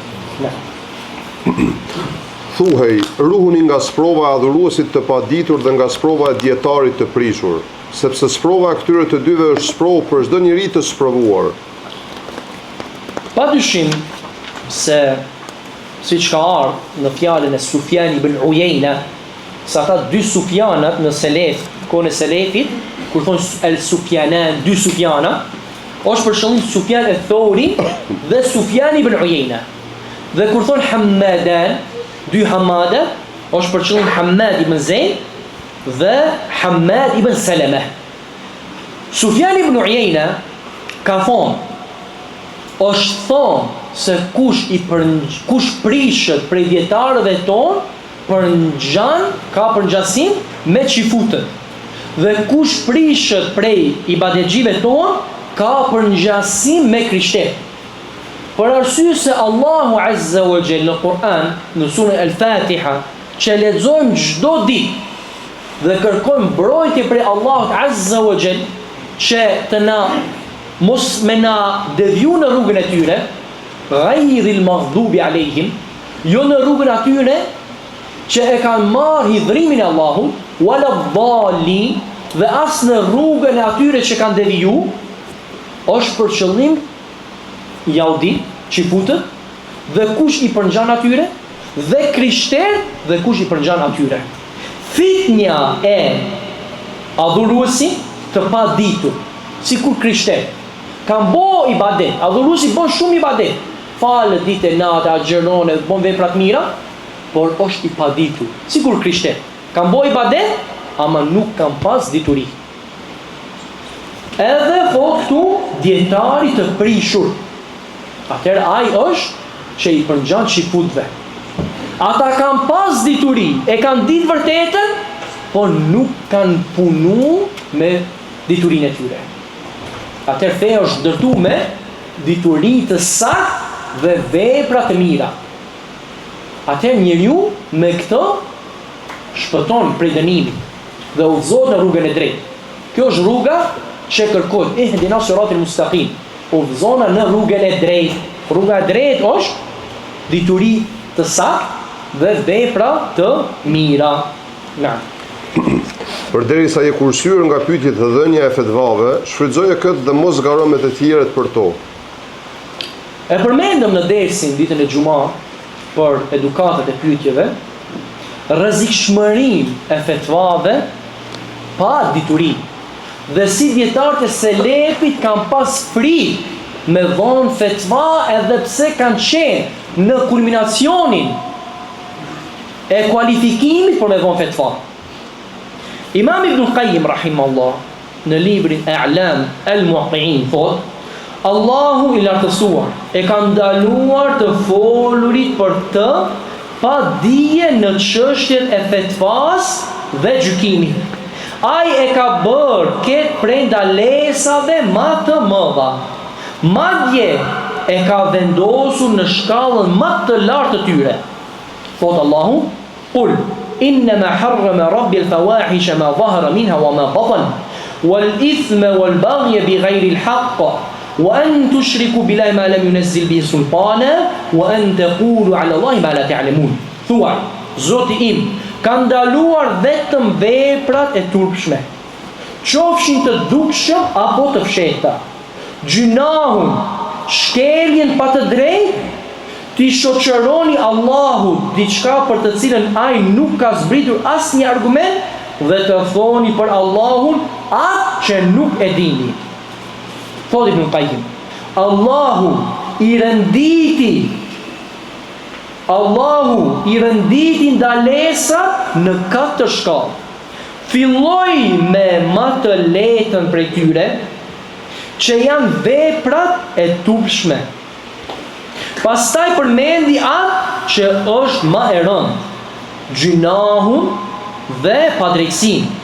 Me pas përmendi atë që është edhe më e rëndë se këtë të dyja, shirku ndaj tij. Në fund përmendi atë që është më e rëndë se të gjitha këto, të foluri për Allahun pa dije. Zhvendosë më thonë në rangun të fundit më të keq, me fol për Allahun azza xal pa dije. Pastaj thotë Imam Ibn Qayyim, kjo përfshin të foluri pa dije për emrat, cilësi dhe veprat e Allahut, si dhe për fen dhe shariatin e tij. Dhe nëse shohim te selefi, shohim frikën e tyre të madh që kanë pas për me dhonë fetva. Dhe prej tyre ka qenë Muhammed, ka qenë El Qasim ibn Muhammed ibn Abi Bekr, nipi i Ebu Bekrit radiallahu anhu, që ka qenë njëri prej 7 fuqahave të Medinës, që ka qenë imam i madh kohën e tabinëve. I ka ardhur një person dhe e ka pyet një pyetje. El Qasim ka thonë nuk e di. Aq lehtë e kam pas. Me thonë për atë që nuk e di, nuk e di. Ka thonë nuk e di. Ai personi do me thonë nuk e ka pranuar këtë çështje. Ka dash prej tij patjetër një përgjigje. El Qasim ka thonë mos shiko sa të gjatë e ka mjekrën dhe sa shumë njerëz janë rreth meje. Wallahi nuk e di. Wallahi nuk di me thonë përgjigje. E kështu kanë qenë dietarët e selefit. Pastaj ka thonë El Qasim, wallahi, sikur gjuha ime ta kishim softuar, është më e dashur për mua se sa të them diçka të cilën nuk e di. Edhe kanë thonë, siç ka thonë Bishr ibn Harith, ai person që e do, që e dëshiron që njerëzit ta pyesin, nuk është i kualifikuar që ta pyesin. Dhe Rabia ibn Abdurrahman, Rabia ibn Abi Abdurrahman, prej dietarëve të Medinës dhe prej mësuesve të Imam Malikut rahimahullah, ka qenë duke çajtur. Dhe kur ka shku një person dhe ka pas është duke çajt, ka thonë çish ka ndodhur, është fiksuar, mos ke ndodhur ndonjë fatkeqësi. Ai ka thonë, kam pyetur njerëz që nuk kanë dituri dhe o shfaq në Islam një çështje madhështore. Kur ka pasë kanë filluar njerëz me pyet njerëz që s'kan dituri, që nuk janë të aftë me dhon fetva, ka filluar me çaj dhe ka thonë ka o shfaq një çështje shumë madhështore. O shpyt ai që nuk është i aftë me u pyet. Dhe ka thonë Rabia, disa njerëz që apin këtu fetva kanë më shumë të drejtë dhe duhet më së shumti të burgosën se sa hajduti. Më shumë këta kanë të drejtë burgosën se sa hajduti. Kur e përmend këtë transmetim, Ibn Salah rahimahullah thotë, si të themi ne atëherë, si është atëherë, ose çka është nëse ai e kishte arritur kohën tonë. Ka thonë Ibn Salah. Dhe ne tash mas 700 vjet mas Ibn Salah themi, si është nëse Ibn Salah e kishte arrit kohën tonë. Ruhu që të mos jesh prej atyre që dëshirojnë që fjala e tyre të zbatohet, të përhapet ose që njerëzit të dëgjojnë prej tyre. Ruhu nga dashuria për udhëheqje. Ka njerëz për të cilët udhëheqja është më e dashur se ari dhe argjendi. Kjo është një derë e fshehtë, të cilën nuk e dallon askush përveç dietarëve largpamës dhe mendje mpre. Al-Fadl ibn Muhalhal thot, më ka thonë Sufjani, në çka është as-salame, me çka njeriu është i qenë, shpëton do të thonë. Me çka shpëton njeriu? Ka thonë që mos njihet. Sufjani ka thonë, nuk ki mundësi mos me njoft. deshte, pa tjetër ki mu njoftë. Ka thonë po esseleme, paqja, është që mos me dash me u njoftë. Nëse u njofte, kjo nuk të dëmton. Pa ajo që të dëmton është dëshira jote, dhe shpresa jote, dhe lakmia jote që të bosh i famshëm, dhe të njihësh mesin e njerëzve. Imam Ahmedi rahimahullah, kur u shfaq çështja e tij, dhe u shfaq qëndrueshmëria e tij, dhe u largu fitnja në kohën e tij, arriti një pozitë shumë të lartë. Dhe u bë imam i Ahlus Sunnetit. Dhe i thon nxënësit i tij, thot, sa shumë janë ata që bojnë dua për ty. Imam Ahmedi nuk është gëzuar me këtë. Nuk ka thonë, po alhamdulillah, tash arritën njerëzit me kuptu se kush jam unë. Nuk ka thonë ashtu. Po ka thonë, e khafu e njekun e istidrajën. Ka thonë, kam frikë, mos jetë istidraj. Istidraj është kur Allahu vazhdon me dhonë mirësi, edhe pse ti vazhdon në gjuna, që në ahiret të kesh edhe ma shumë dënim. Që mos me marrë shpërblimin në ahiret. E kështu është friksu Imam Ahmedi, rahimahullahu ta'ala. Dhe ka thonë, jam sprovuar me famën. Dhe ka dëshiruar që t'jetë një person që jeton larg njerëzve që askush nuk e njeh. Këtë e ka shpresuar. Dhe nuk është gëzuar me famën të cilën e ka pasur. Ibrahim an-Nakhai rahimahullah ka thonë, nëse duhet pa tjetër me fol, atëherë fol. Dhe kur i kanë thonë ati se ti je fakihu i kësaj kohë, ka thonë unë kam fol, e di se pa tjetër dash me fol. Ka thonë një kohë ku unë jam fakihu kësaj kohë, ka thonë është një kohë e keqe. Dhe nëse unë kam met, unë t'jesha fakihu kësaj kohë, atë kjo me të vërtet është një kohë e keqe. Kështu e ka shujtur veten e tij dhe nuk e ka pa veten e tij se ka arrit ndonjë pozitë ose se ka ndonjë të drejtë. E njëjta subhanallah ka ndodhur me Sheikh Al-Albani rahimahullah. Ka ardhur një person te Sheikh Al-Albani dhe ka lexuar një poezi që ka shkruar një profesor i hadithit në Xhamia Islamia, në Universitetin Islamik në Medinë. Ka shkruar një poezi një profesor i hadithit për Sheikh Al-Albani. Dhe ka ardhur dikush që ka lexuar Sheikh Al-Albani këtë poezi. Dhe ka thonë për Sheikh Al-Albani është Buhariu i kësaj kohe. Është Buhariu i kësaj kohe. Dhe nuk kemi dyshim se Imam Al-Albani në këtë kohë ka qenë Buhariu i kësaj kohe. Sheikh Al-Albani prej modestisë së tij ka thonë, një kohë ku unë jam Buhariu saj, është me të vërtet një kohë e keqe. Kështu ka thonë, prej modestisë së tij. Dhe në këtë mënyrë kanë qenë dietarët. Kanë shpresu t'jenë nxënësa dijes vogël dhe asë nuk e kanë qujtë veten e tyre që kanë arrit ndonjë pozitë në dituri. Për këtë arsye njeriu duhet çdo herë të jetë modest. Dhe siç ka thonë Sheikh Ibn Baz rahimahullah, sa do të qoftë që ti bon për Islamin, apet o shpak. Dhe për veten ti ka thonë, sa do të qoftë që bojmë ne, apet o shpak. Kundrejt asaj që duhet me bo.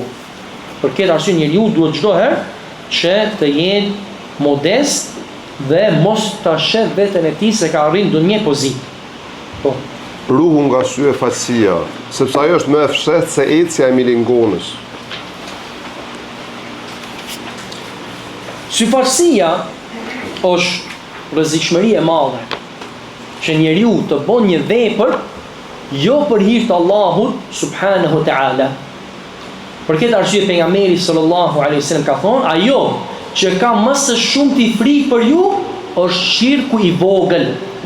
Ata e pyetën, çka është shirku i vogël o i dërguari i Allahut?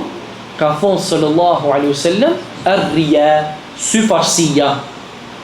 Kështu njeriu duhet të jetë i sinqert, që me fjalët e tij dhe veprat e tij të synon kënaqësinë e Allahut subhanahu wa taala. Dhe në ditën e gjykimit, ata njerëz që nuk kanë qenë të sinqert në veprat e tyre, do t'u thuhet atyve, shkoni tek ata para të cilëve i shfaqni veprat tuaja në dynja dhe shikoni nëse gjeni ndonjë shpërblim tek ata. Dhe është transmetuar nga Abu Huraira radhiyallahu anhu në Sahih se pejgamberi sallallahu alaihi wasallam ka treguar për 3 persona me të cilët do ndizet zjarri i xhehenemit ditën e gjykimit. Dhe ata persona janë që kanë vepruar vepra të mira në sy të njerëzve, por nuk i kanë vepruar për hir të Allahut. Dikush ka dhënë sadaka, që të thosë se filani është bujar. Mashallah sa shumë ka dhënë. Pse? Që të përmendet. E dikush ka luftuar, që thonë mashallah filani trim, s'ka frikë.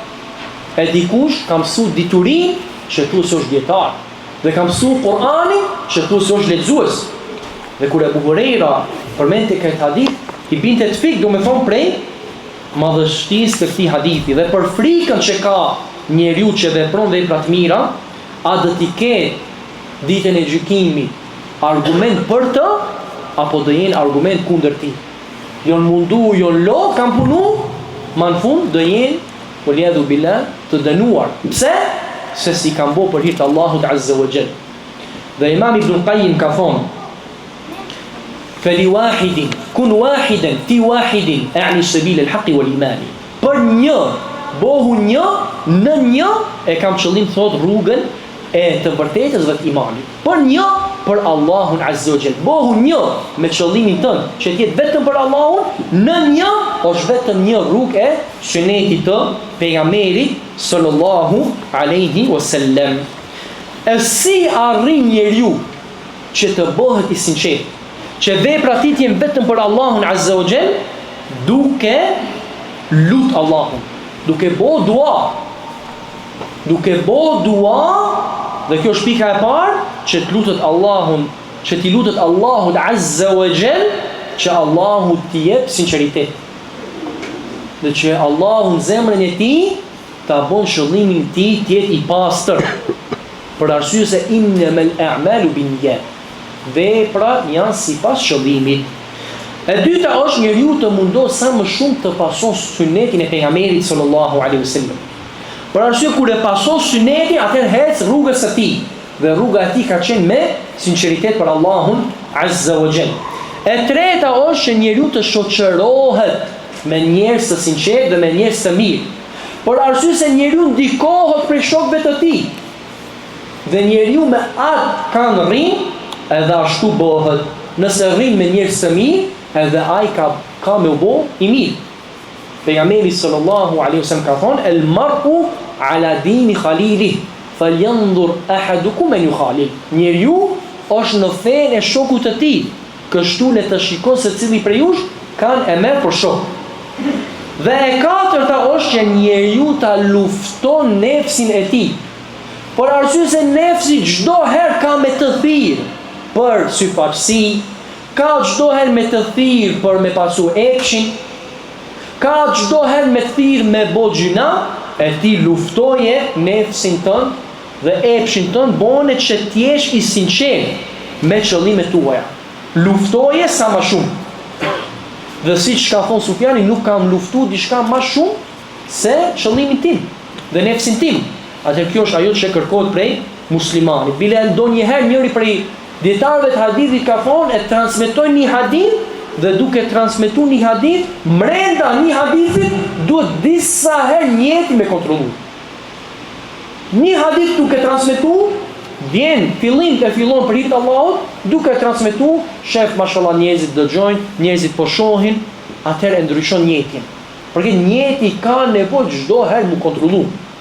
Nisësh rrugë për xhami për hir të Allahut. E shef se filani qef, tash don me shfaq se je i devotshëm, që të shohin njerëzit. Atë njëti çdo herë duhet me u luftu. Dhe Allah azza wa jalla thot: "Walladhina jahadu fina lanahdiyannahum subulana wa inna Allaha lama'al muhsinin." Ata që përpiqen për hir ton, për rrugën tonë, ata që përpiqen për ne do t'i udhëzojmë patjetër në rrugën tona. Vërtet, Allahu është me ata që veprojnë mirë. Hudhaife ka thënë, do të vijë një kohë për njerëzit kur njeriu do t'i paraqitet e mira dhe e keqja, por ai nuk do ta di se cilën prej tyre ta ndjek. Dhe padyshim se këtë kohë e shohim këto. Mund është njeriu me paraqit rrugën e vërtet, rrugën e sunetit, pasimin e Kur'anit. Ai nuk din a ta ndjeki të vërtetën, a ta ndjeki të kotën, a ta ndjeki sunetin, a ta ndjeki bidatin, a të bëhet praktikues islamit, apo të vazhdon në rrugën e devijimit dhe në rrugën e gjunaheve. Këto e shohim në këtë kohë. Edhe pse ky transmetim është i dobët, se në rrugë të transmetimit është Jabir el-Ju'fi, dhe ky ka qenë i rafidhi, dhe transmetimi i tij nuk pranohet. Është përcjellë se i dërguari Allahut sallallahu alaihi wasallam ka thënë: dora e Allahut të plotfuqishmit dhe të madhërisht do të vazhdojë të jetë mbi këtë umet dhe ai do të jetë në mbrojtjen, për kujdesjen dhe nën krahun e tij, përderisa lexuesit e Kuranit të mos anojnë nga pushtetarët, të mirët e tyre të mos i shfaqsojnë të këqijt dhe të devotshmit e tyre të mos i madhrojnë mëkatarët. Por kur ta bëjnë këtë, Allahu do ta largojë mbrojtjen e tij prej tyre, do të hedh frikë në zemrat e tyre, do t'u sjell varfrinë dhe do të vendos mbi ta sundimtar tiran, të cilët do t'i mundojnë me dënim të rënd. Gjithashtu ka thënë, kur të ndodhë kjo, sa herë që t'ju vi një fatkeqësi për shkak të së cilës do të ankohen me zë të lartë, ajo do të pasohet nga një tjetër, e cila do t'i largojë dhe do t'i angazhojë nga e para. Kjo gjithashtu është transmetuar në mënyrë të dobët dhe nuk është transmetim i saktë. Le të jetë vdekja preokupimi yt dhe gjithmonë në mendjen tënde. Paksoj shpresat dhe përmende shpesh vdekjen, sepse nëse e përmend shpesh atë, çështja e kësaj bote do të bëhet e lehtë. Omeri ka thënë: përmendeni shpesh vdekjen.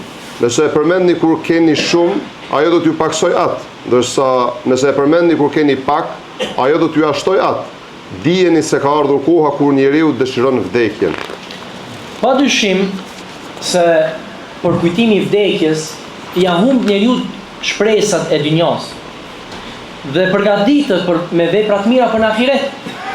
Atëherë për kujtimi i vdekjes është shumë me rëndësi. Se nëse nuk e kujton vdekjen, atëherë gëzohesh me dynjan dhe lakmon për dynjan dhe vazhdon vetëm me mundu dhe me kërku dynjan. Ndërsa kur e kujton vdekjen, atëherë shton veprat e mira dhe e heq prej zemrës tënde dëshirën për dynjan. Dhe Allahu Azza wa Jall në Kur'an e ka përmend vdekjen, ka thënë kullu nafsin dha'iqatul maut wa innama tuwaffawna ujurakum yawm al-qiyamah. Çdo shpirt do ta shikojë vdekjen dhe shpërblimet tuaja do t'ju jepen të plota vetëm në ditën e Kiametit. Edhe ka thonë qul innal mauta alladhi tafirruna minhu fa innahu mulaqikum thumma turadduna ila alimil ghaibi wash-shahada fayunabbi'ukum bima kuntum ta'malun. Thuaj, vdekja prej së cilës po ikni me siguri do t'ju takoj. Pastaj do të ktheheni tek ai që e di të fshehtën dhe të dukshmën dhe ai do t'ju njoftoj për atë që keni vepruar. Edhe ka thonë einama takunu yudrikkumul maut walau kuntum fi burujin mushayyada. Kudo që të jeni, vdekja do t'ju arrijë, edhe sikur të ndodheni në kulla të fortifikuara. Do të thonë njeriu kudo që të jetë, vdekja ka me ardhur. Masi pejgamberi sallallahu alaihi wasallam, që ka qenë njeriu më i mirë, Allahu i ka thonë inneke mayyit wa innahum mayyitun. Ti do vdesish edhe ata do vdesin. Atë nuk ka mbet askush për në këtë dynja, dhe secili duhet me vdek edhe me shku në ahiret. Dhe pejgamberi sallallahu alaihi wasallam ka thonë akthiru dhikra hadim al-ladhat al-maut. Përmendeni shpesh atë që i ndërpret kënaqësi, vdekjen. Më shpesh që njeriu me e kujtu vdekjen. Dhe kur shkoshin në ndonjë xhenaze, nuk e dishin atëherë se kush është familja e xhenazës. Krejt duke qajt dhe duke u prek dhe duke u ndiku kur e mendoshin vdekjen. Dhe për Sufjanin përmendim në biografinë e tij, domethënë kur e kujtonte zjarin, atëherë mo disa ditë ai nuk mundeshe me përfitu prej tij. dhe e prishte natën, gjumin e prishte kur e kujton të zjarin. Kështu njeriu duhet domethënë çdo herë që ta kujtoj vdekjen dhe mos mendon se kjo dynja do jetë për gjithmonë. Ta dëgjojmë zanin të?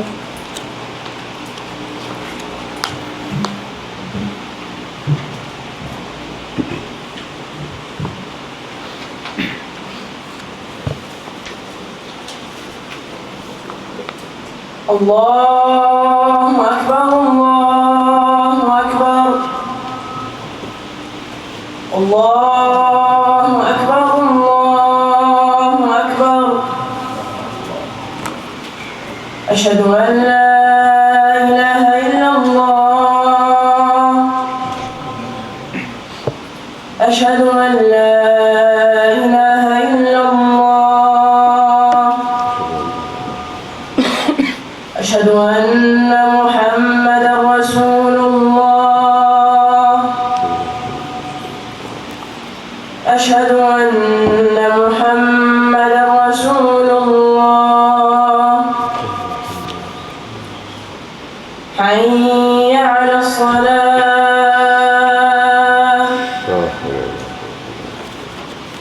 Hayya 'ala as-salah.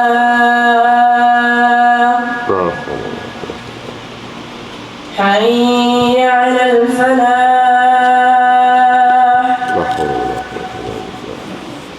حي على الفلاح.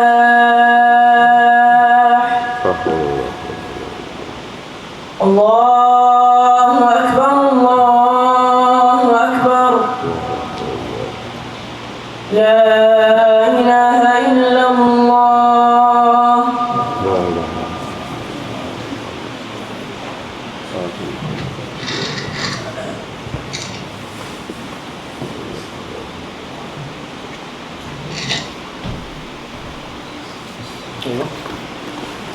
Allahu na ruajt neve dhe ty nga shkatrimet dhe na uzoft neve dhe ty në rrugën e bindjes ndaj tij.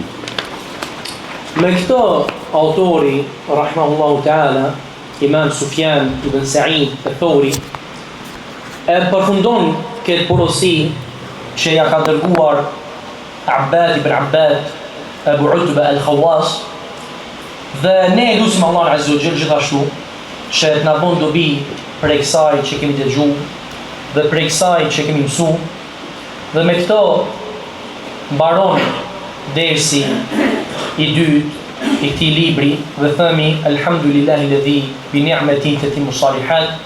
Falënderimi takon Allahut Azza wa Jall që me mirësinë e tij dhe begatinë e tij përfundohet çdo e mirë, dhe lutim Allah Azza wa Jall që ta bën dobishëm, dhe siç ka thënë pejgamberi sallallahu alaihi wasallam, men la yashkuru nas la yashkuru Allah.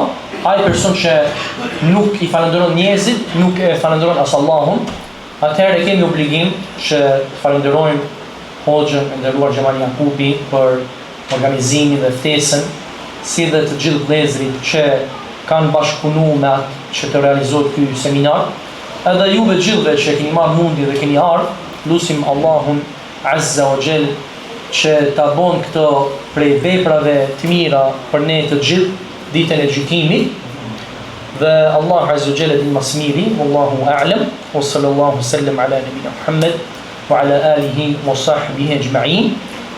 Dhe në fund gjithashtu dëshiroj këshillat e dietarëve tonë për sinqeritet në fjalë dhe vepër dhe në mundim në kërkim të diturisë, edhe në bashkim, dhe që njëri tjetrin të dojmë të mirën për njëri tjetrin dhe të bashkëpunojmë në të mirë, edhe që të ndihmohemi në me njëri tjetrin për të mirë. Kjo është domethënë këshilla që çdo herë dietarët e kanë vënë. Edhe siç kemi premtuar edhe 3 pyetje sot për këta 3 librat që kanë mbetë, dhe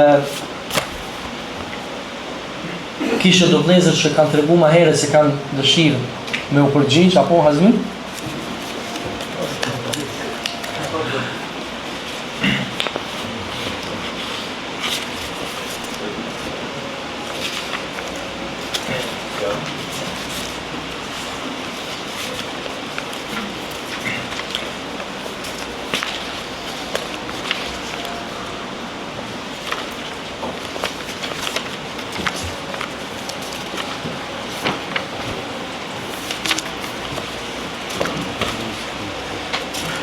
Do të thonë Ibn Qayyim në I'lam al-Muwaqqi'in ka përmend 4 shkallë që Allah Azza wa Jall ka përmend në Kur'an për gjëra të ndaluara. Allah Azza wa Jall i ka rëndit prej më të lehtës deri te më e rënda. Cilat janë këta 4?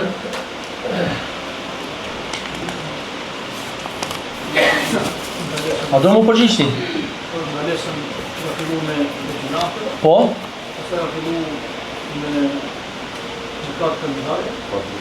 Shiko, قل إنما حرم ربي الفواحش ما ظاهر منها وما بطن. الفواحش nuk janë gjinahet. Gjërat e turpshme domethënë.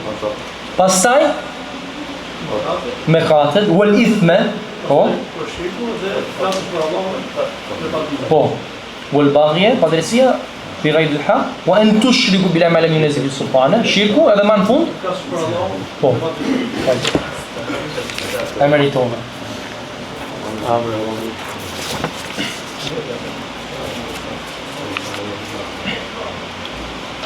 Pastaj unë përmenda në ders se si njeriu me luftu vetën, domethënë cilat janë ato 4 gjëra që i përmenda, që njeriu ta largon syfarsin.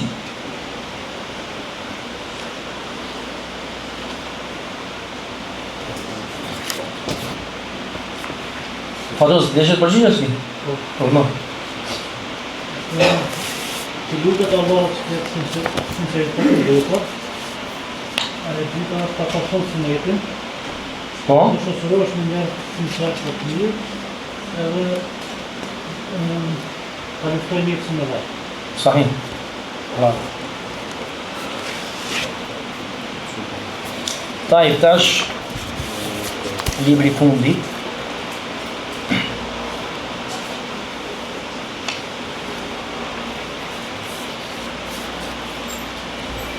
Përmendum një dobi dersit. Çfarë do të shoh dobi? Largimi nga zukti. Jo largim nga zukti, me pas zor. Zukt për kundër famë. Do të thonë zukti më i keq për një njeri është zukti për famë. E cila edhe nga njerëzit më të devotshëm është shumë e vështirë të largohet. Bravo. Se ndaj pasurisë. Bravo. Allah Amin, edhe ju, jazakallahu khair.